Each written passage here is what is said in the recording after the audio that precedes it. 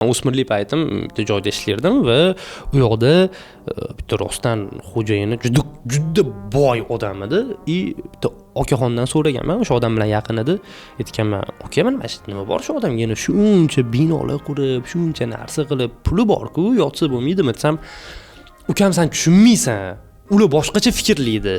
Ular umuman boshqa hayotda yashaydi" degan edi. Va men rostdan tushunmagan edim. Menimcha hammamizni qanaqadir temshik tanishlarimiz bor. Qanaqa u?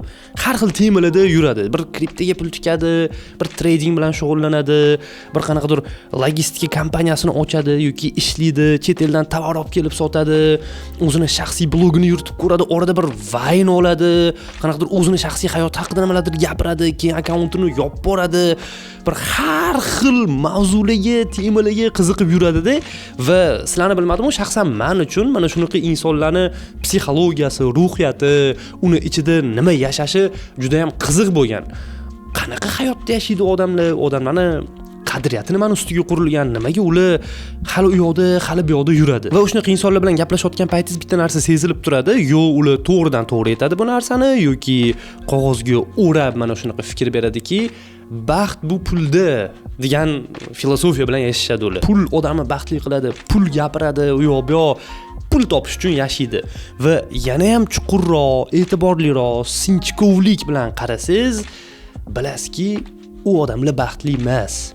U odamlarning puli bor, puli bo'lgani uchun ham har xil bizneslarga pul tikib ko'radi, u yoq bu yoq qiladi. Misol uchun shaxsan menga nisbatan ularning puli ko'proq. Ular unchalik baxtli emas va bu narsani yo o'zi ham bilmaydi yoki bilsa ham tan olmaydi yoki oxirigacha tushunib yetmagan va meni fikrimcha ularning ichida mana shunaqa fikr yashaydiki, pul baxt keltiradi, baxt pulda, lekin meni pulim bo'lib turib baxtli emasman. Nimaga? Balki men yetarlicha ko'p pul topmagandirman. Va shunaqa insonlar bilan vaqt o'tkazish jarayonida juda ko'p nomutanosibliklar, paradokslar, nistikovkalarga duch kelasiz. Ya'ni bir gap ikkinchi gapiga to'g'ri kelmaydi, qovushmaydi va umuman olib qaraganda u odam sizdan puli ko'proq, lekin baxtli emas qanaqadir. Meni fikrimcha ular o'zini topa olmagan insonlar, lekin o'zini topa olmaslik bu qanaqadir mavhum, falsafiy tushuncha. Buni qanaqa qilib biz anglay olamiz, qanaqa qilib bunga diagnoz qo'yamiz va o'zi umuman pul baxt keltiradimi? Mana shunaqa savollar bor. Mana shunaqa savollar ming yillardan beri har xil jamiyatlar, har xil sivilizatsiyalarni qiynagan va shaxsan men bu savolga javob topganman. Shaxsan men uchun bu mavzu muhokama qilinishga ham arzimaydi. Javobi juda ham aniq, oddiy va tushunarli va mana shu video davomida men shu fikrlarim bilan bo'lishmoqchiman. Bu videoni ko'rib siz yangi informatsiyalar olasiz, qanaqadir hayotingiz o'zgarib ketadi deb o'zimga juda unaqa ortiqcha bino qo'yib yormayman, lekin shunaqa bo'lishiga umid qilaman. Shunchaki muhokama qilishga arziydigan bir diskussiya, dissonans bo'ladigan mavzuni ko'tarib chiqmoqchiman va video oxirida yana bitta mavzu tashlayman. Ana o'shani ham muhokama qilamiz izohlarda. Uning uchun oxirigacha ko'rishingiz kerak. Yaqinda singlim bilan bitta suhbat bo'ldi va shundan misol keltirmoqchiman. Singlim 2010-yil tug'ilgan, hozir 10 nechadir yosh, 15-16 yosh va u aytdi, "Aka, men yaqinda maktabni bitiraman va o'zimga kasb tanlayapman. Qaysi kasb tanlay, qaysi sohani?" dedi. Endi men aka sifatida unga qanaqadir bir konkretni yaxshi maslahat berishim kerak edi va shu qayerdadir eshitgan bitta gapimni unga aytdim. Ya'ni tasavvur qil, senga hozir kimdir kelib $1 million bersa va mana senga $1 million bu pul hammasi seniki, xohlaganicha ishlatasan va undan tashqari yana har oy senga $5,000 yoki $10,000 prosta tak beriladi. Ya'ni oddiy tilda aytganda pul haqida o'ylama. Pul o'zi keladi, oqib keladi. Sen pul haqida umuman o'ylamaydigan odamsan. Shunda nima bilan shug'ullangan bo'larding? dedim. Va shu savolni berish jarayonida o'zim ham o'ylab qoldim. Vau, bu o'z aslida juda ham aqlli gap. Ya'ni men ham qayerdandir eshitganman. Kim o'ylab topgan bo'lsa ham rostdan aqlli va zo'r gap. O'sha payt singlim aytdi, "Men rasm chizgan bo'lardim" dedi. "Vot mana shu seni sohang, o'zingni kasbing, o'zingni qiziqishing, nimani his qilsang shu. Endi mana shu hobbini kasbga aylantir, shunda maza qilib, baxtli, farovon, yaxshi yashaysan" dedim. Va shunaqa xayoliy eksperimentni har birimiz o'zimiz bo'sh qolganimizda qilishimiz kerak. o'tirib bir tasavvur qilib ko'rib, shu menda cheksiz pul bo'lsa, men nima bilan shug'ullangan bo'lardim o'zi aslida deb. Endi shu joyda yana ba'zi insonlar aytishi mumkin, "Xo'p, bu narsani ham o'zi aslida bilamiz, juda unaqa Amerika ochmadingiz. Mana shu sevimli hobbini qanaqa qilsa bo'ladi? Qanaqa qilib shunaqa sevimli hobbi topsa bo'ladi?" deb. Buni javobi ham juda oddiy va mana shu butun videoni mavzusi ham mana shu haqida o'zi. Siz o'zingizga sevimli hobbi yoki mashg'ulot topishingiz uchun hayotingizga madaniyat qo'shishingiz kerak. Aynan madaniyat. Bu Madaniyat va ma'rifat telekanalidagi takoy oq ko'ylak galstukda chiqib, kalta paypoq bu o'z aslida geylarning ramzida deyish yoki qanaqadir qo'liga vinochani ko'tarib olib klassik musiqani eshitib, "O, Semenyoch bilg'e" deb takoy ichib qo'yib, takoy "O, Beethoven" deb o'zidan kimdir yasab olib snob bo'lib yashash emas. Madaniyat degan so'zga hamma narsani kirgizib yuborsa bo'ladi. Absolut hamma narsa bu madaniyat. Xoh u futbol madaniyati bo'lsin, xoh u sayohat madaniyati bo'lsin, xoh u ilm-fan, elektronika, siyosat, har qanaqa narsani bir hayotingizni bir doimiy qismi patok deydi-yu, ya'ni oqim darajasiga o'tkazib, uni bir ichiga kirib ketib yashash, mana shu narsa madaniyat hisoblanadi. Masalan, siz texnologiyalarga qiziqishingiz mumkin va o'zi aslida sizni ishingiz boshqa, qanaqadir bir umuman texnologiyalardan uzoq bo'lgan, lekin qiziqasiz. Obuna bo'lasiz. Misol uchun shunaqa Telegram kanallarga, shunaqa YouTube videolarini kuzatasiz texnologiyalar haqida, shunaqa odamlar bilan gaplashasiz, shunaqa joylarga borasiz, shunaqa haligi выставкалар deydi-yu, ko'rgazmalar, shunaqalarga borib ko'rasiz. Bu ham bitta madaniyat. Siz o'sha narsani, o'sha kulturani bir qismiga aylandingiz. Aniq bilaman, rostdan aniq bilaman. Har bir inson o'zini xarakteri, dunyoqarashi, tug'ilib o'sgan sharoitiga mos qanaqadir madaniyat topa oladi. Qaysidir bir kulturani bir qismi bo'la oladi. Bu prям 100% fakt bor narsa. Siz misol uchun farqi yo'q, qayerda tug'ilganingiz, qaysi oilada katta bo'lganingiz, Instagramda reels ko'rib o'tirib, misol uchun Toshkentdan kvartira olib, qanaqadir qimmat mashinada yurib, misol uchun do'stlar, alhamdulillah men qimmat mashina oldim, mashalloh sizlarga ham nasib qilsin, inshaallohdan bir narsalar deb ochko yig'moqchi bo'lgan odamlarni qarab, men ham Toshkentdan kvartira olib, qimmat mashinada yursam baxtli bo'lar ekanman-da deb o'ylashingiz mumkin. Lekin tasodifan yoki shunchaki hayotingizda qaysidir momentida bir dalaga chiqib, tabiatga, misol uchun tog'lar, qir-adirlarni qo'yniga chiqib, bir sigir buzoni boshidan silab, misol uchun ot minib, uni nafas olishini his qilib, bo'ynidan ushab, yuragini urishini ko'rib, qaysidir jonzotga ovqat berib ko'rganingizdan keyin, "Vau, menga mana shu narsa kayf ekan, shu narsa qiziq ekan. Men jonzot boqsam, fermerlik bilan shug'ullansam, kayf qilar ekanman-ku. Qaniydi butun umr shunaqa qilib yashasam, tabiatni qo'ynida, bu menga kayf berar ekan" deyishingiz mumkin va siz albatta o'sha siz kuzatayotgan blogerga o'xshab Toshkentda yoki Moskvada yoki Nyu-Yorkda yoki qayerdadir bir penthouse-da yashab, qimmat mashinada yurishingiz shart emas. Siz prosta o'sha narsa bilan, o'sha muhit bilan haligi match deydi-yu, connect ushlab olishingiz mumkin. Shunchaki mana shuni o'zidan kayf qilib qo'yasiz. Men yaqinda o'zimni pulimga o'zim sayohatga ketib tabiatni qo'yniga. O'shanda yurganda endi internetdan voz kechdim. O'sha payt Instagramdan o'chirib tashladim, internetga kam o'zimman telefonimga kam tegdim. Qaradimda, "Wow" dedimda, misol uchun. Mana shunaqa go'zalliklar bor, mana shunaqa kayf bor. Bahri dilingiz yayriydi, maza qilasiz. Men shuni hozir YouTube'imga video qilsam, mana shu Gruziyada yurganimni, keyin kimdirlar yozsa, "Aka, zo'r havasim keldi. Men ham borgim kelyapti" desa, men rostdan o'sha odam borishini xohlayman. Men o'sha odam mana shunaqa kayf qilishini xohlayman. Chunki bu prosta mana siz kayf qilasizmi, boshqalar ham kayf qilishini xohlaysiz-da. Oddiy narsa, buning orqasida qanaqadir moddiy manfaat yotmaydi. Va o'yladim, mana shunaqa bo'lsa, bir 10-15 ta shunaqa odam qiziqsa, keyin balki Telegram kanalimga shuni hammasini road map qilib, instruksiyaga o'xshagan narsa joylayman dedim. Keyin o'yladim, endi bekorchiman-ku. O'yladim-da, balki shu odamlarni o'zim yig'ib olib borarman, pul yig'ib, misol uchun. Puli ham shu sayohatga ketadi. Shu bahonada o'zim ham kayf qilib aylanib olaman dedim-da.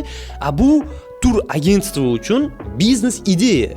Prosta tagoy, bu tur agentstvo ochaman degani. Bu hali qanaqadir aniq plan yoki g'oya emas. O'zi aslida men nimadir biznes g'oya qilmoqchi bo'lsam, hech kimga aytmasdan qilaman va bu reklama emas. Tipa do'stlar, men tur agentligi ochdim, havo video ostiga havolani bosib o'tinglar deyish niyatim yo'q. Prosta yurib, takoy bekorchilikdan shunaqa g'oya kelib qoldi, chunki men sayohat qilish madaniyatini o'zimda his qilib ko'rdim.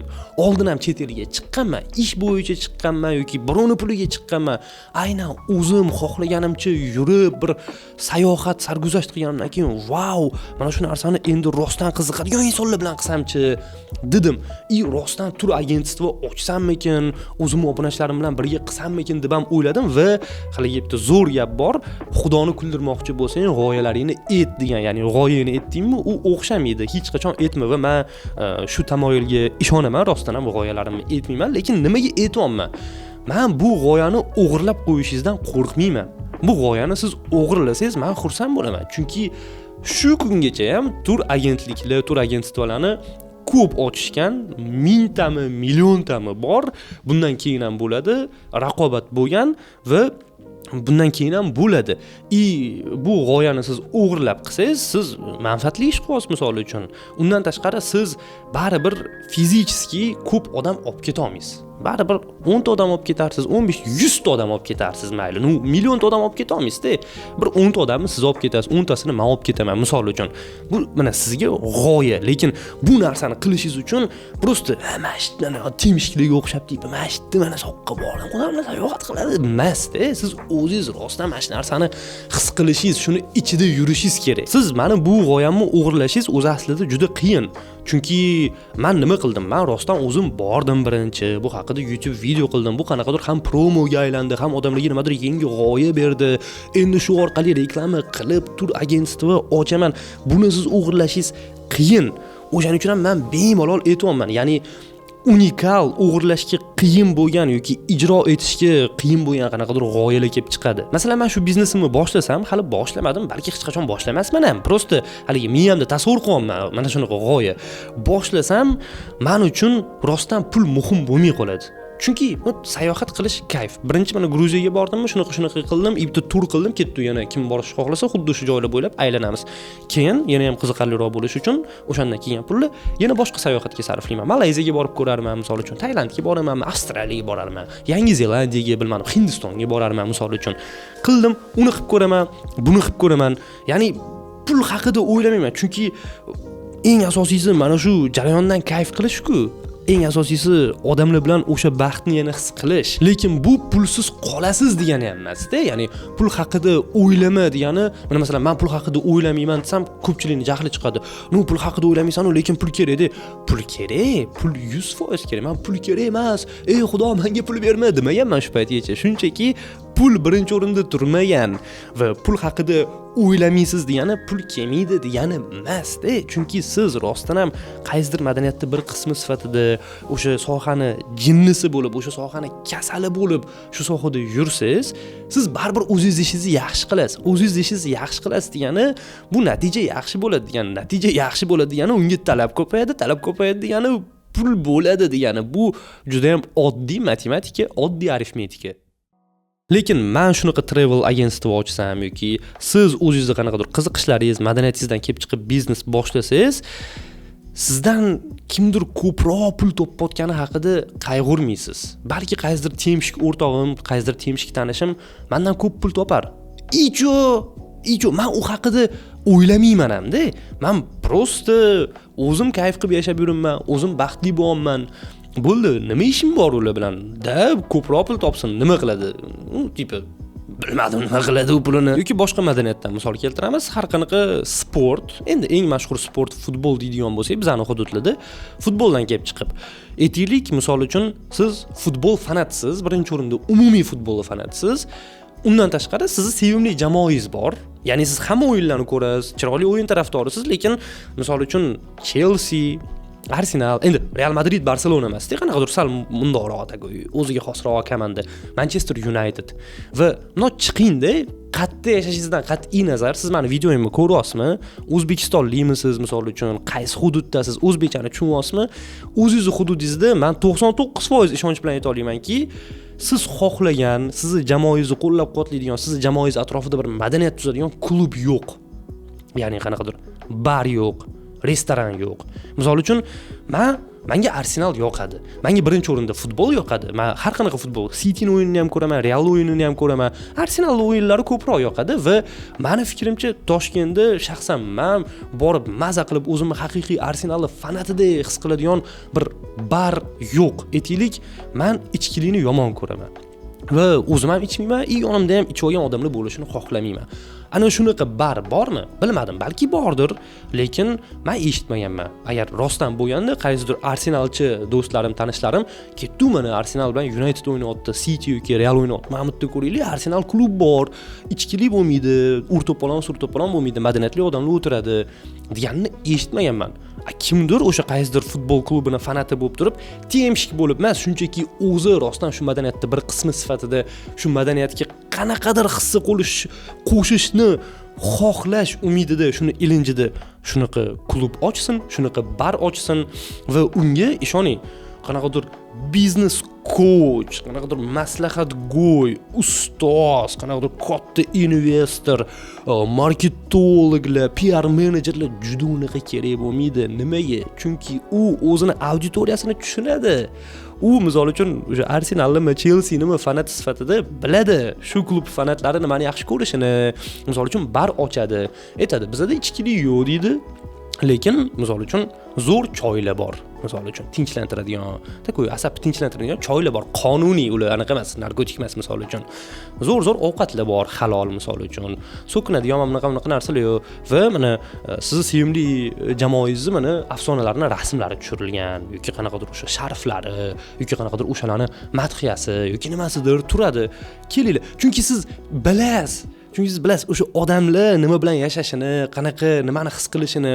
Siz o'tirib takoy tipa, tak, menga investor kerak, menga marketolog kerak, menga keyin PR menejer kerak, chunki men temshikman, qanaqadir futbol haqida absolyutno hech nimani tushunmayman. Prosta tipa qarasam, Chelsea'ning fanatlari bor, qilaman. Qaysidir marketolog keladi, cho'ntagingizdan 3000-5000 dollar ishlatadi, yemagan marketing xudli qiladi. Bizning restoranimizda bir bola absolyutno dabdalasini chiqarib yuboradi va 2 yildan keyin qarzga botib yo'qolib ketasiz. Prosta temshikni hayoti shu. Temshikdan farqi siz o'sha madaniyatni his qilasiz va sizni yo'lingiz, sizni hamma narsangiz aniq, prям tuzilgan. Haligi fokusdasiz siz. Shu narsani his qila olasiz. Misol uchun Bavariyani muxlissiz va O'zbekistonda Bavariyani muxlislari ko'p, siz yashaydigan hududda ham yetarlicha va unaqa barlar yo'q. Agar siz ichkilik tarafdori bo'lsangiz, mayli bavarskiy o'sha tagoy ko'p yillik nimadir ichimliklarni qo'shasiz. Bo'lmasa bavarskiy sosiskalar bor, misol uchun kolbasalar bor. Ularni retsepti bo'yicha emasda, biznikiga moslashgan halol retseptga asoslanib qanaqadir shunaqa sosiskalar qilarsiz, balki o'sha bezalkogol misol uchun pivolar qilarsiz, bilmayman. Siz o'sha narsani his qilasiz. O'yin boshlanishidan oldin qanaqadir o'zingiz yoki qaysidir montajyorga berib eng zo'r editlar qilasiz. Misol uchun mana Bavariya bilan Chelsea o'ynayaptimi? O'shanda Bavariya bilan Chelsea finalda o'ynagan edi, esingizda bo'lsa Drogba gol urgan edi. Bavariya Chelsea'midi esimda yo'q, bolaligimda ko'rganman.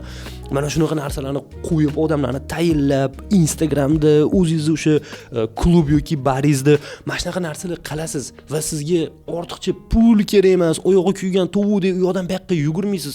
Prosta kayf qilib yashaysiz. Tasavvur qiling, o'sha payt masalan siz bavariyachisiz va siz shunaqa joy qildingizki, hamma bavariyachi kelib sizga pul to'laydi.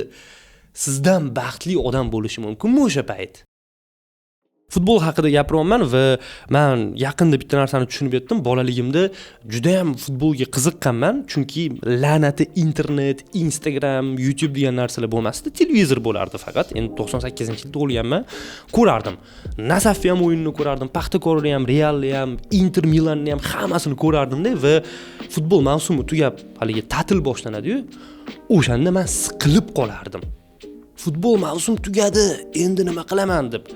Bir qarashda bu ahmoqona eshitilishi mumkin, lekin futbol mavsumi boshlanganda meni ichimda paydo bo'ladigan, otilib chiqadigan baxt hissiga yetadigan narsa yo'q edi. Voh, va nihoyat meni sevimli sportim, meni sevimli mashg'ulotim boshlandi. Endi maza qilib futbol ko'raman deb. Va yillar o'tib futboldan uzoqlashib qoldim. Chunki birinchidan men Ronaldochi bo'lganman va Ronaldo Realda o'ynagan paytlar edi. Undan tashqari yoshim katta bo'ldi, pul topishim kerak edi. Ozgina moliyaviy qiyinchiliklarga duch kelib qoldim, futbol ko'ra olmadim. Undan tashqari ko'p sabablar bo'ldi. Futboldan uzoqlashib qoldim va mana yaqinda yana futbol ko'rishni boshlaganimdan keyin xuddi shu yosh bolalarcha shunaqa o'zimni baxtli his qilaman.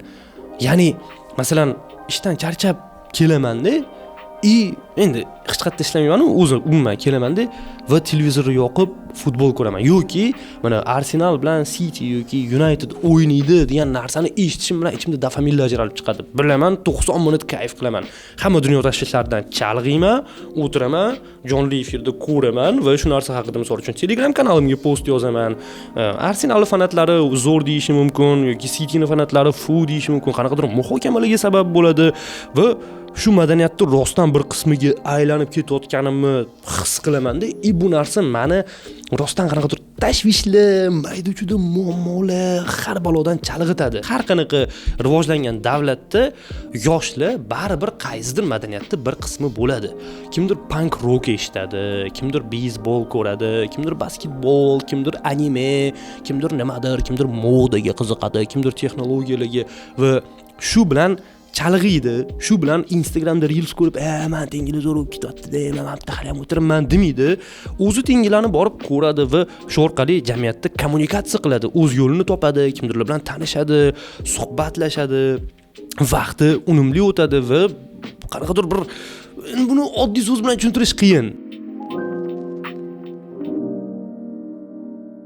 Va eng qizig'i, hayot shunaqa ajoyib tuzilganki, bitta madaniyatga qiziqdingiz degani bo'ldi, o'sha narsada qolib ketdingiz, endi всё degani emas-da. O'zi aslida bir madaniyat boshqasiga turtki beradi. Uni kuchaytiradi yoki o'shanga qiziqtiradi. Oddiy misol, siz kinoga qiziqasiz, siz kinomansiz, qanaqadir hamma rejissyorlar, kino fishkalarini tushunasiz va hayotingizda qaysidir momentida siz Interstellar filmini ko'rasiz. Kinomanmisiz? Albatta bu kinoni ko'rasiz va ko'rganingizdan keyin nima bo'ladi? Siz fizikaga qiziqasiz.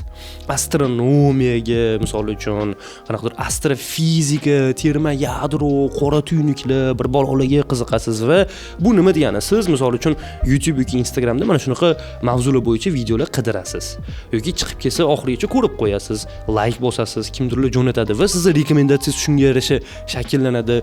Undan keyin YouTube, Instagram shunga o'xshagan joylarga qaraydi. Bu fizikaga, astronomiyaga, kinoga qiziqayotgan ekan. Demak, bunga mamnaqa videolar ham bersak bo'ladi deydi. O'shanaqa videolarni ko'rasiz.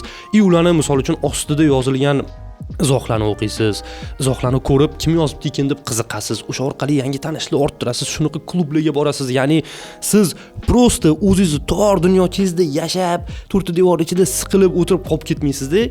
Kengayasiz. Siz haligi mundoq ildiz otasiz dunyoning ichida. Ya'ni men nimani tushuntirishga harakat qilayotganim, prosta tipa futbol ko'rish emas, prosta kino ko'rish emas, prosta ashula eshitish emas, prosta tipa qanaqadir modniy kiyinish emas. Aynan o'sha kulturani ichiga kirish, uni his qilish, uni tushunishga harakat qilish, o'shan bilan yashab ko'rish. Bu sizga hayotingizga har xil tomonlama turtki beradi. Balki moliyaviy tomonlama, balki kimdir bilan tanishasiz, balki o'zingizni hayotingizdagi bir haligi para deydi-ku, o'z juftingizni toparsiz shuni orqasidan. Balki abadiy do'stni toparsiz, qanaqadir okaxon, ukalar, bratishkalar, kimdirlar bilan balki chet elga ketarsiz. Shunchaki prosta takoy futbol ko'raman, Real zo'r, Vinicius eng zo'ri, Manchester Unitedda kim o'ynaydi? Manchester emasda, qiziqish, tushunish, qanaqa taktikalar ishlaydi o'zi, misol uchun, qaysi murabbiy oldin qanaqa ishlagan, uni stili bilan u yangi kelgan jamoani stili bir-biriga to'g'ri keladimi? Tomoshabinlar qaysi payt xushtaybozlik qilish kerak, qaysi payt qo'llab-quvvatlash kerak, qaysi payt misol uchun qaysi videolar ko'p like yig'ish kerak. Mana shuni ichida qorishib yashaganingiz sari hayotingizda haligi tirmashishga arzigulik nimadirlar topiladi, hayotingiz kengayadi. Mana qarang, salimdoq to'poyroq odamlar bilan mana shu mavzuni muhokama qilsam, men aniq bilaman, ularda bitta savol tug'iladi. Mana, "Xo'p" deydi, "Sen qaysidir madaniyatda bir qismi bo'lding" deydi. Misol uchun deydi, tipa kino, mana kinoga qiziqding mana. Tam qanaqadir Christopher Nolan, Quentin Tarantino bir narsalarni endi muhokama qilib o'tiribsan. Endi bundan nima foyda endi, bundan endi nima pul keltiradimi bu endi, qanaqadir foydasi bo'ladimi buni deyishi mumkin. Siz mahallangizda o'tirib, Nargiz qanchalik qanjiq bo'lib ketganini muhokama qilishingiz, qaysidir og'ayingiz kruga qo'shilmaydi yoki qaysidir Vayner o'zi aslida mo'ylov qo'yib chollar rolini zo'r o'ynab qo'yadi deyishingiz nima foyda keltiradi? Undan foydaliroq narsa-ku bu baribir. Bu yerda mana shunaqa bir 200lamachilik deydimi, paradoks deydimi, shunaqa narsa borki, men misol uchun o'tirib o'zimni mana shunaqa tanishlarim bilan rostdan mana hozirgi butun video davomida aytib berganimdagi tanishlarim bor-da. Shular bilan o'tirib kino haqida, futbol haqida, musiqa, ijod, bir industriya haqida gaplashsam, bu kruvdan sal uzoqroq, buni hayotdan uzoqroq yashagan odam kelib miyalaringni achitasanlarda shunaqa narsalar bilan-da deydi va o'sha odamni o'zi nimani gaplashayotganini eshitib ko'nglingiz aynib ketadi-da. Qanaqadir absolut prosta Instagramda bugun bang etib chiqib ertaga yo'q ketadigan trendlar, memlar, bir narsalar ulardan ham foyda yo'q-ku. Bu yerda sen hatto bir rostligasi madaniyat haqida gaplashasan. Bu yerda sen men bu musiqa shunda o'ylab qarasa dark R&B qilinganda, lekin orasiga disko elementlari qo'shilgan. Wow, bu seni miyangga ozgina qanaqadir ishlash imkonini beradi, miyangdagi neyronlarni qizdiradi, haligi ishga tushiradi. Demak, dark R&B nima edi o'zi? Bu mamlaqa narsa edi. O'zi qanaqa dark R&B deb qidirasan misol uchun, yoki kimdir bilan gaplashsan, u senga tushuntiradi. Disko nima edi? Disko bu bu mamlaqa. Ya'ni sen miyangga ozgina mashg'ulot berasan. Xoh u shaxmat bo'lsin, xoh u kitobxonlik bo'lsin, she'rxonlik, qanaqadir she'r o'qish madaniyati bo'lsin, keyin har qanaqa fermerlikmi misol uchun. Bilasizlarmi, masalan, fermerlik sohasida ham qancha murakkab muhokama qilishga arzigulik narsalar bor. Misol 5 ta haqiqiy fermerlikni yaxshi ko'radigan, prosta fermerlik qiladigan emas, yaxshi ko'radigan odamni o'tkazib qo'ying, 2 soat tinmasdan mana shu sohada qiziqarli suhbat qilish mumkin va mana shunaqa suhbatlarni ichida ajoyib g'oyalar paydo bo'ladi. O'zingni sohangga yaqin yoki bir suhbat bitta liniyada ketmaydi-yu, u yoqqa bu yoqqa o'tlaysan, boshqa qilasan va qanchadan qancha narsalarni tushunib yetasan, yangi tanishlar orttirasan va o'zing uchun kerakli yangicha narsalarni bilib olasan, shunchaki suhbat davomida. Hozir keltirgan misolimga o'xshash qanaqadir hayotda yashasangiz, siz prosta aqlga sig'mas darajada baxtli odam bo'la olasiz. O'sha aytganimdek, xoh u musiqa bo'lsin, xoh u kino bo'lsin, xoh u kitobxonlik bo'lsin, xoh u siyosat bo'lsin, o'shani ichidagi nozik momentlar, nomutanosibliklarni o'tirib, qiziqib, o'ylab, kimdir bilan muhokama qilib, mana shu narsani tushunadigan odam topib o'zingizga, o'sha aytganimdek miyangizga, neyronlaringizga yangicha vazifalar berib, qanaqadir bir narsalar qilsangizchi, bu umuman boshqacha hayot. Siz umuman o'zingizni boshqacha baxtli his qilasiz-da. Mana shu suhbatlashayotgan paytingiz o'zingizni tirikligingizni his qilasiz, yashayotganingizni his qilasiz, yoningizdagi odam talqoviyligini his qilasiz. Tushunasiz shu narsani, o'tirib gaplashasiz va qaysidir ma'noda jamiyat ichidagi o'zingizni o'rningizni ham sekin tushunib olasiz. Men o'zi aslida mana bunaqa odam ekanman. Demak, men mana bunaqa odamlar bilan yurishim kerak ekan. Wow, demak, men bu odamlar bilan yurishim to'g'ri, men bular bilan yurishim noto'g'ri degan narsalar. Ya'ni bu juda ko'p narsaga o'z aslida foyda beradi.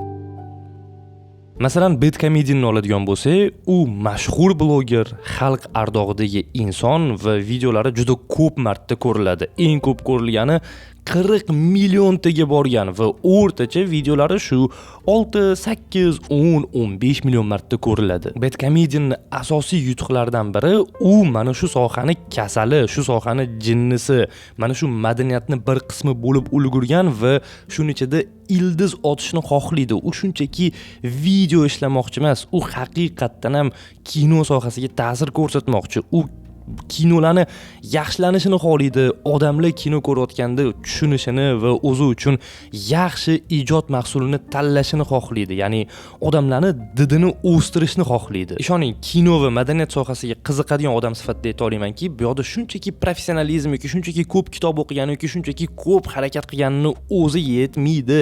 Rostdan sevishi kerak, rostdan mana shu sohani ichida yashashi kerak va shunga yarasha rag'bat oladi. Prosmotrlari, va buni orqasidan topayotgan puli menimcha bemalol yaxshi yashashiga yetadi. Qancha pul topishini aniq hech kim bilmaydi, chunki ochiq manbalarda yo'q, lekin taxminlarga ko'ra juda yaxshi pul topar ekan. Eng qizig'i, u YouTube'dagi monetizatsiyasini ham o'chirib qo'ygan va YouTube'ga deyarli reklama olmaydi. Shuncha prosmotri bilan qatdan pul topadi desangiz, odamlar unga donat qiladi. Shunchaki shu madaniyatni sevgani va shu kulturaga o'zini ta'sirini ko'rsatishni xohlagani uchun odamlar donat qiladi. Endi siz ham bunaqa natijaga erishishingiz uchun nafaqat siz, balki atrofingizdagi odamlar ham shu madaniyatga qiziqishi kerak. 40 millionta prosmotr qilib beradigan xalq bo'lishi kerak. Sizni videoyingizni ko'rib, u haqida videoning oxirida gaplashamiz alohida. Baxtga buni nima aloqasi bor deb savol berishi mumkin kimdir. Menimcha video davomida buni tushuntirdim. Yana bitta misol keltiraman. Любой o'zingiz istalgan madaniyatni tasavvur qiling. Siz o'shani bir qismi bo'lsangiz, siz o'z mahallangizdan kengroq fikrlaysiz. Ya'ni hayot sizni mahallangiz, qo'shnilaringiz, sinfdoshlaringiz, choyxonadoshlaringizdan tashqariga chiqadi. Ularni bir-biriga nisbatan g'iybat, pisqi-posati, to'yga kim nechta to'g'ri olib kelibdi, qanaqa kiyimda yuribdi, qaysi qiz qanjiq bo'lib ketibdi, u yoq bu yoqlar haqida kamroq o'ylab, siz memlar bor-ku, tipi ikkita odam qilib turadi, bittasini miyasi kattaroq bo'lib boshqa narsa haqida o'ylab turadi. O'shnaqa bo'lasiz va mana bu mijg'ovoni fasod vobshe kerak emas, har tomonlama qoralanadigan hayotdan uzoqroqga chiqasiz. Siz uchun qaysi qiz qanaqa kiyingani, yubkasini 2 santimetrligi, kim qanaqa mashina olgani, kimga qanaqa muomala qilgani emas-da. Nolanning yangi filmi, shu Nolanning butun ijodiga yangicha nafas berarmikan? Yana bir marta aytaman, 3-yoki 4-marta. Nima foyda bor bu narsadan deb so'ramang. Anu g'iybatlardan ham foyda yo'q, pisqi fasoddan ham foyda yo'q. U zarar. Bu хотя бы sizni miyangizni madaniy o'stiradi. Mana juda ham bitta oddiy misol keltiraman-da. Biz shu darajada klassik musiqadan uzoqlashib ketganmiz. O'zi bu alohida mavzu. Agar qiziq bo'lsa izohlarda yozinglar, alohida video qilaman. Klassik musiqadan shu darajada uzoqlashib ketganmizki, o'tirib qanaqadir yaxshi klassik musiqa eshitsangiz, mana o'zingiz ham sinab ko'ring. O'tirasizda, tak, buni muallifi qanaqa qilib yozgan bu musiqani deysiz. Ya'ni siz просто такой pling pling pling pling pling pling pling pling pling pling pling pling mana narsa takrorlanib turadigan qanaqadir rap yoki qanaqadir ko'k jiguli yoki nimadirlarni eshitgansizda, sizning miyangiz faqat o'sha kvadratlarda, faqat o'sha qaytariladigan loop narsalarda fikrlaydigan bo'lib qo'yanda, bitta просто e'tibor bilan bir qaysidir kinoga yozilgan klassik musiqa yoki Beethoven, Bachdan bir narsalarni, muzikalarni eshitib, u yoqdan bu yoqqa suzib, qattandir skripka paydo bo'ladi, qattandir pianino, bir sho'xlashadi, bir tushadi, ko'tariladi. Bilay, bu qanaqa qilib yozgan buni deysiz-da. Bu sizning miyangizga yangi narsa. O'zi aslida biz doim klassika eshitishimiz kerak edi. Bu ham madaniyat. Bizga shunaqa tushuntirilganki, klassika bu mamlakat ingichka mo'ylovchani qo'yib olib, o'sha boya aytganimdek bakalchani ko'tarib olib, takoy vinoni ichib, Beethoven deydigan narsa bo'lib qolganda, o'zi aslida klassik musiqa bu wow, bu просто eshitib tomingiz ketib qolish kerak bo'lgan narsa. Yana bitta misol keltiraman. O'zi bu ssenariyda yozilmagan edi. Hozir kelib qoldi. Birovni haqorat qilish, yeri ko'rish niyatim yo'q, lekin mana bizda ba'zi yurtdoshlarimiz chet elga chiqib, Dubaydami, Rossiyadami, qayerdadir yurtdoshlarimizni, xalqimizni sha'nini yerga uradi. Misol uchun, to'polon qiladi, boshqa narsa qiladi. O'sha payt o'sha insonlarga nisbatan nima deyiladi bilasizmi? Madaniyatsiz deyiladi. Mana shunaqa madaniyatsizlik qilib bizni sha'nimizni yerga urib deyiladi. Ya'ni mana shu butun videoyimni mavzusi yaqinda ham bo'ldi shunaqa narsa. Endi odamlarning yuzi nimasi uncha ko'rsatilmadi, nima qilganini uncha tushunmadim, o'shaning uchun chuqur fikr bildirmayman-u.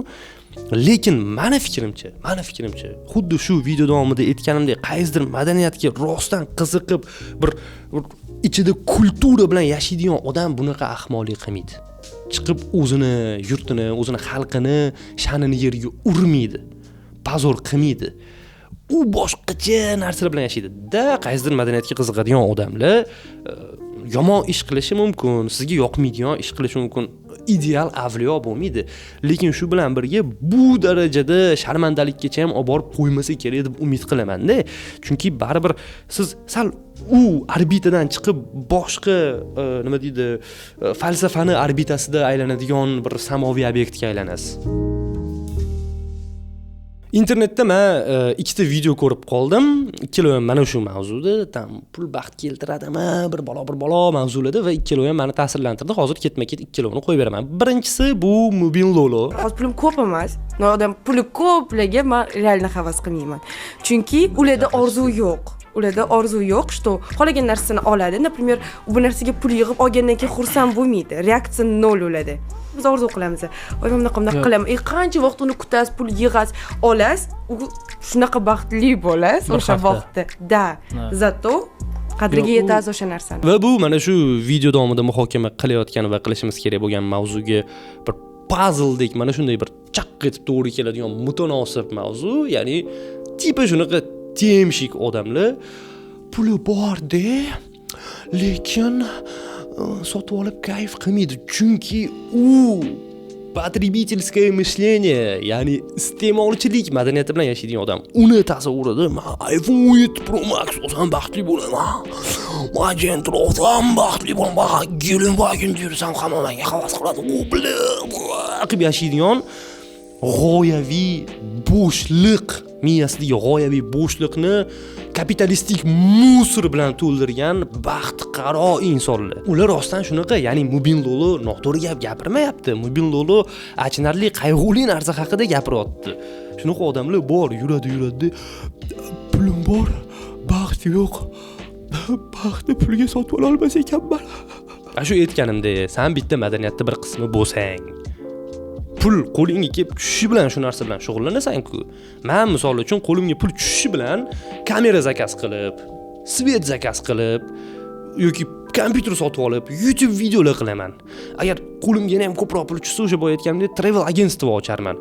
Yana ham ko'proq pul tushsa, kino olgim keladi, tushunasizlarmi? Kino ishlagim keladi. Birinchi kinoyimga $1 million xarajatim bor. Dollar, $1 million. Kimdir aytishi mumkin, nimaga deb? Chunki men yaxshi kino olgim kelyapti. Yana kimdir aytadi, bir o'ta mijg'ov, ultra pro max mijg'ov odamlar bor. Xo'p deydi, mana $1 million topding-a, mana. Birinchi kinoyingni olding. Chiqdi, keyin nima qilasan? Keyin u kinoyimni marketingiga pul tikaman.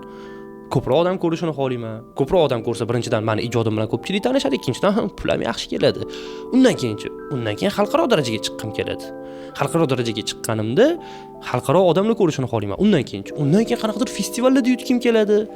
Ya'ni hayotimning maqsadi tugamaydi. Xo'p, mana shu kino bilan bog'liq hamma narsani qilib bo'ldim. Tipi festivallarda ham qatnashdim, butun dunyoga ham ko'rdi, butun dunyoni pulini ishladim, hamma Oscar, tam Oltin Globus hamma narsani olib bo'ldim. Keyin boshqa kino olaman va yana qaytadan boshlanadi bu narsa. Birinchi marta komediya oldimmi? Keyin dramada sinab ko'raman. Chunki men kinoga biznesdek qaramayman. Men kinoga hayotimning mazmuni, bir hayotimdagi asosiy madaniyatdek qarayman. Men komediya oldimmi, yorib qo'ydimmi? Drama olavermayman deb o'zimga o'zim vizif tashiyman. Bro, vizif tashash shart emas, tushunasizmi? Ya'ni madaniyatning bir qismi bo'lish mana shunaqa hayotga olib keladi sizni. Rejissyorlar bor-ku dunyodagi, katta rejissyorlar.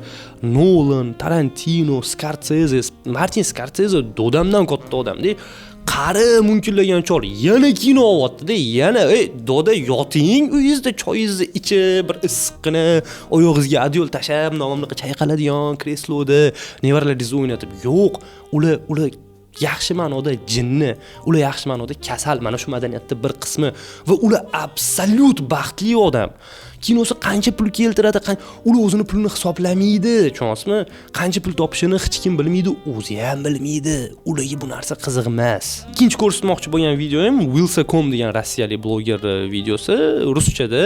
Hozir ko'ring, keyin tarjima qilib beraman. Я когда был глупый и молодой, я такой, вот Билл Гейтс, скотина какая, а чё у него так много денег, а он работает? Что, дебил? Надо же сидеть на острове, в бассейне, пить пиноколаду. А оказалось, что когда у тебя есть деньги это самое скучное, что вообще может быть. И все эти миллиардеры, Илон Маск и прочие, они как раз и сидят на своих заводах и в условных твиттерах, потому что там типа движуха и жизнь. А просто быть миллиардером очень тупо и скучно. Либо ты... Давайте возьмемся за руки и посочувствуем немножко миллиардерам, потому что им так тяжело сейчас. Juda ham qayg'uli holat. Nimaga? Video to'g'ri, videodagi gaplarga qo'shilaman. Endi albatta kontekstdan sug'urilgan, oxirigacha aytilmagan. Videoning ostidagi izohlarda odamlar, shunaqa to'poy qatlam yig'ilgan. Endi men noto'g'ri tushunmanglar, men bolaligimdan shunaqa katta bo'lganmanki, rus tilini biladigan odamlar bu kulturniy, aqlliroq deb o'ylaganman-da. ko'ryapman ruschada yozilgan izohlar va o'zi videoda nima deyapti? Videoda aytayaptiki, pul bu zerikarli narsa. Prosta ko'p puling bo'lishini o'zi zerikarli deyapti.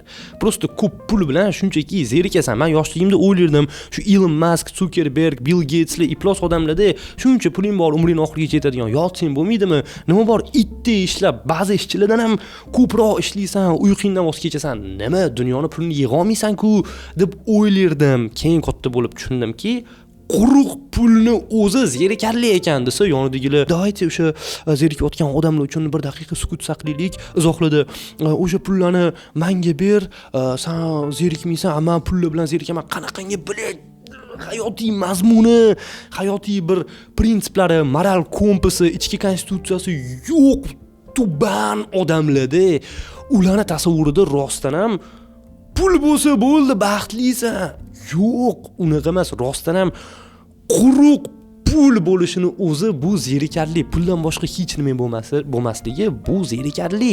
Shu videoda aytayotdiki, mana shuning uchun ham mana shu milliarderlar ish bilan shug'ullanadi, chunki o'sha quruq pulni o'zi eng zerikarli narsa. Ishda hayot bor, dvij bor, doim vizov bor, nimadir bilan shug'ullanasan va mana hozir operatorim, jiyanim Abu Bakr shu yerda o'tirib bitta misolni ham qo'shing, o'yindagi cheatlarni ishlatish dedi va haqiqatdan ham bunda ham bo'lgan, menda ham ko'pchilikda bo'lgan. Har qanaqa o'yin, masalan GTAmi, boshqami, unda challenge bo'lsa, o'ynash qiziq bo'ladi. Hamma narsa oson bo'lib qolsa, cheksiz pulingiz bo'lsa, hamma narsa sotib olsangiz, rostdan zerikasiz. Rostdan bu narsa, bu bilmadim, 12 yoshli bolada ham kuzatiladigan narsa-da. Agar hamma narsa oson bo'lsa, hamma narsani sotib olursangiz, mana senga mana odamni otish uchun avtomat kerak, avtomatda bitta knopkani bosib olasan. Ya'ni avtomat olish uchun qayergadir borib, misol uchun qayerlardandir qochib, bekinib emasda, prosta olasan. Absolyutno zerikarli narsa u. Shunga o'xshash narsa o'zimda ham bo'lgan. O'smirlik paytim bitta joyda ishlardim va u yoqda bitta rostdan xo'jayini juda boy odam edi. Bitta okaxondan so'raganman, o'sha odam bilan yaqin edi. Aytganman, "Aka, mana nima bor shu odamga? Yana shuncha binolar qurib, shuncha narsa qilib, puli bor-ku, yotsa bo'lmaydimi?" desam, "Ukam, sen tushunmaysan. Ular boshqacha fikrlaydi. Ular umuman boshqa hayotda yashaydi" degan edi. Va men rostdan tushunmagan edim. Vaqt o'tib, sekin his qilyapmanki, haqiqatdan ham ular uchun ham quruq pulni o'zi zerikarli. Ular o'sha divizni ichida yashaydi, ular kengayishga harakat qiladi. Mana shu narsani yana ham ko'proq qilib, odamga xos narsa-da bu tushunasizmi? O'sha videoni boshidagi temshiklar ham xuddi shu narsa. Nimaga ulardan misol keltirib boshlaganim? Chunki mana bunaqa misollar ham bor. Qaysidir inson lotereyada 50 million dollar yutib oladi-da, lekin boyib keta olmaydi. Qaysidir inson tam 5 ming dollar bilan biznes boshlab milliarder bo'lib ketadi. Bu yoqda gap aqlda, farosatda, tarbiyada, unda bo'lishi mumkin-u. Undan tashqari o'sha aynan plan qilib yurganingiz bo'lsa, qo'lingizga pul tushishi bilan bo'lar-bo'lmas narsaga sarflamaysizda, o'sha bolaligingizdagi qanaqadir orzularingiz, o'sha qiziqishlaringiz shu narsalarga ishlatasiz va bu narsa sizga kayf beradi va balki foyda ham keltirar. Shunaqa insonlar bor. Qanaqadir qaysidir moment to'g'ri qaror qilgan va o'zi uchun sevimli ish bilan shug'ullanadi. Haligi qadimgi bitta sitata, falsafa ham bor-ku, aytishadi, sen sevimli ishing bilan shug'ullansang, sen hech qachon ishlamaysan deb. Shunchaki yashaysan o'zingning hayotingda kayf qilib deb. Baxt nimada degan savolga hamma har xil javob beradi. Kimdir baxt bu halovatda deydi. Kimdir baxt bu oila farovonligida deydi. Kimdir baxt bu sog'lom turmush tarzi tipi, sog'liqda deydi. Hamma joying sog' bo'lsa, mana shunda baxtlisan, oilang but bo'lsa baxtlisan deydi. Bu fikrlarni umuman inkor qilmayman. Bu fikrlar 100% to'g'ri, lekin boya aytganimdek, shu narsalarning o'zi zerikarli. Shunchaki farovon, shunchaki xotirjam, shunchaki oila davrasida yaxshi yashash da umuman olib qaraganda baxtsizman deb nolishga arzimaydi. Rostdan haqqingiz yo'q, baxtlisiz-u, ozgina zerikasiz-da baribir. Shularni ustiga yana qo'shimcha sifatida bir divizni, bir qanaqadir qimirlashni bir qismi bo'lsangiz, unda rostdan baxtli yashaysiz. Masalan, men har doim miyamga qanaqadir g'oya kelganida, o'sha g'oyani o'ylab kayf qilaman, yozib, muhokama qilib, keyin shu g'oyani va nihoyat videoga olish uchun borib kamera rendiga olib, uyimga mana shunaqa qurib narsalar, svet qo'yib, kameraning oldiga kelib o'tirganimda kayf qilaman. O'sha ishlarni qilish jarayonida ichimda dopamin ajralib chiqadi. Hozir zo'r bo'ladi deb. Keyin o'tiramanda uni montaj qilish jarayonida yana bir rohatlanaman, yana bir o'zimni yashayotgandek, tirikdek his qilaman. Shu videoni joylayotganimda yuragim xapqirab urib turadi. Har bitta izohlarni o'qib, misol uchun chiroyli yozilgan tanqid bo'lsa ham maza qilaman. Oka, gap yo'q, to'g'ri-yu, lekin Mamatdagi fikringizga qo'shilmayman, chunki men bunaqa desa maza qilaman. Mana shunda men baxtliman va buning orqasidan pul ham topaman. Boya aytganimdek, kimdandir kamroq pul topishim mumkin, lekin meni umuman ishim yo'q u odam bilan. O'lib ketmaydimi mendan ko'p pul topib? Nima qiladi? Zato menga o'xshab har bir jarayonida kayf qiladimi? Kayf qilsa okey. Lekin meni u bilan ishim yo'q. O'zim kayf qilaman, u bo'ldi. Quruq pulni o'zi sizni hech qachon baxtli qila olmaydi. Pul zo'r instrument sifatida ishlashi mumkin. Misol uchun o'sha pul baxt keltiradimi yoki farovonlikmi, sog'liqmi, oila butligimi degan narsalarchi mana bunaqa eshitiladi-da. Zo'r ovqat uchun nima kerak desa, olov kerak. Tipi o'choq yoki gaz yoki plita, issiqlik kerak. Issiqlik bo'lsa, ovqat yaxshi pishadi. Po faktu issiqliksiz ovqat pishirishning iloji yo'q, olovsiz, gazsiz, plitasiz. Lekin quruq shu narsani o'zi bilan ham mazali ovqat chiqmaydi va mazali osh uchun quruq yaxshi guruch, yaxshi sabzi, yaxshi go'shtni o'zi ham kamlik qiladi. Jarayoni bo'ladi uni. Mana shu hamma narsalar birlashganda mazali palov tayyor bo'ladi. Xuddi shunaqa pul baxtli qiladimi, sog'liq baxtli qiladimi, farovonlik hammasi to'g'ri birga ishlasa va siz hayotingizda o'zingizni o'rningizni, hayotiy maqsad yo'lingizni topsangiz, ana o'shanda baxtli bo'lasiz. Hammasi baravar ishlasagina. Bu videoni ko'rish davomida ba'zi insonlar "Vau, men miyam uchun yengillik oldim" gap yo'q deyishi, boshqalar esa yaxshi, men biladigan mavzuni ko'taribsiz, lekin masalan men bitta mavzuga qiziqaman-u, bitta madaniyatda bir qismman-u, ammo unga boshqalar qiziqmaydi deyishi ham mumkin. Ya'ni bor-da, men eng mashhurlardan misol keltirdim: sayohat, futbol, musiqa, kino. Uni aytaylik, siz yurtimizda unchalik mashhur bo'lmagan misol uchun tennis madaniyatining bir qismi bo'lgisi kelar, qanaqadir regbimi, punk rockmi, nimadir. Va men nima qilay shundan keyin misol uchun gapingiz zo'r, tagoy quruq gapni zo'r olib qochyapsiz, lekin yechim nimada deyishingiz mumkin. Va o'sha videoni boshida aytgan narsamga kelamiz. Ya'ni bitta kichkina bir muhokama, ijtimoiy eksperiment yoki qanaqadir diskussiya qilishimiz mumkin. Ya'ni izohlarda erinmasangiz siz yozing. Misol uchun men mana shu madaniyatga qiziqaman, shu madaniyatda bir qismi bo'lgan va shuni yurtimizda yoki juda bo'lmaganda o'zimning atrofimda targ'ib qilgim keladi. Bunda hech qanaqa zarar yo'q, vayronkor g'oyalar yo'q. Shunchaki unchalik mashhur emas bo'lgan narsa qanaqa qilishni bilmayman deb yozing. Barmog'imni qarsillatdim. Bundan nima foyda? Birinchidan shu videoni ko'rayotgan boshqa odamlar kirib shu izohlarni o'qiydi va bizda ham shunaqa madaniyat bor ekan deb sizga javob yozishi mumkin yoki qanaqadir investor topilar.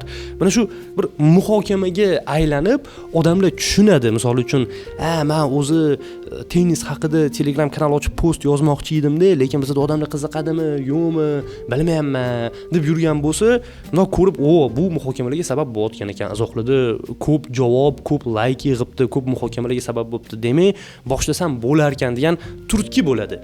Yozing izohlarda. Qaysi madaniyatga qiziqasiz yoki qiziqqan bo'lardingiz yoki topa olmadingizmi, topdingizmi? O'zi hayotingizni nimaga bag'ishlamoqchisiz? Tam kelajak kasblari va shunga o'xshash narsalar. Boshqalar ham ko'rib sizdan ilhomlansin, sizdan turtki olsin. Siz boshlab bering shu narsani. Siz aynan siz yoki siz bu videoni misol uchun chiqqanidan 2-3 oy ko'rganingiz, 2-3 oy o'tgandan keyin ko'rayotgan bo'lsangiz, balki o'sha izohlarda yig'ilib qolgandir. Hayajonlanmayman, hozir to'g'ri tushunasizlar. Yig'ilib qolgandir, balki kirib izohlarni o'qib maza qilib yorarsiz. Men bu odam mamlak qilmoqchi ekan, bu bunaqa ekan deb. Ya'ni bu video mana shunaqa beg'ubor, pozitiv, yaxshi ma'nodagi ijtimoiy eksperiment. Bu yerda hech qanaqa negativ yo'q, hech qanaqa negativ fikrlar ham yo'q. Faqat bir-birimizdan foyda olamiz, yaxshi ma'noda madaniy manfaat olamiz va bir-birimizga balki foydamiz tegib, rostdan shuni orqasidan yurtimizda qanaqadir kulturalar, qanaqadir madaniyatlar rivojlanib, boshlanib ketib qolar. Balki men sababchi bo'larman bu narsaga. Kelajakda menga haykal qo'yishsa-chi yoki NFT qilishar. Mayli, ko'p gapirib sizlarni ham miyanglarni chiritmay, bu mana shunaqa eksperimental video edi. Xohlasangiz ko'rasiz, xohlasangiz shunchaki fonga qo'yib eshitasiz. Yoqqan bo'lsa, like va izohlar orqali ko'rsatib qo'ying va shunaqa formatda, shunaqa mavzularda videolar ko'rgisi kelayotgan bo'lsa ham, shuni bildirishib obuna bo'lib, like bosib, izohlar orqali ko'rsatsangiz, men yanada ijodda davom etaman, yana ham baxtliroq bo'laman. Siz bunaqa videolarni ko'rib yana ham baxtliroq bo'lasiz. Prosmotrim ko'paygandan keyin pulim ham ko'payadi va yana ham yaxshiroq videolar ishlayman. Shunaqa qilib davom etadi. Sizlar bilan O'zbek YouTube'dagi eng kelishgan va eng kamtar bloger Kunduzi edi. Sog' bo'ling, salomat bo'ling, ehtiyot bo'ling.